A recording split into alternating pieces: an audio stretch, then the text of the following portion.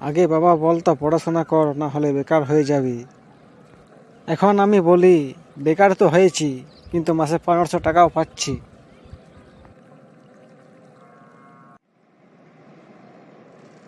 তুই এখন কি করিস? আমি সরকারিভাবে বেকার।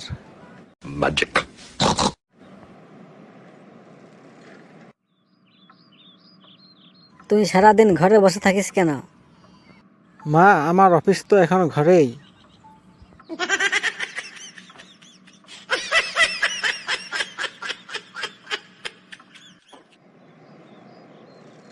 আগে বেকার মানে টেনশন, এখন বেকার মানে 1500 টাকা। জীবনটা আপগ্রেড হয়ে গেছে।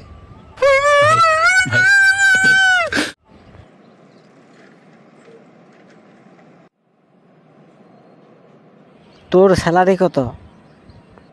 1500 টাকা। কি কাজ করিস?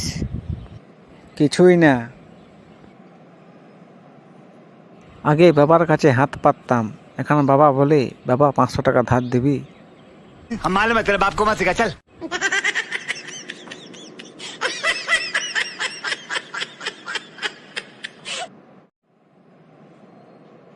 আগে পকেটে 0 টাকা, এখন পকেটে 1500।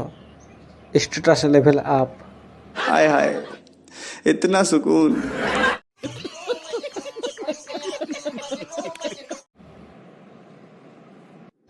আমি চাকরি করি, আমি ব্যবসা করি, আমি সরকার থেকে টাকা নেই।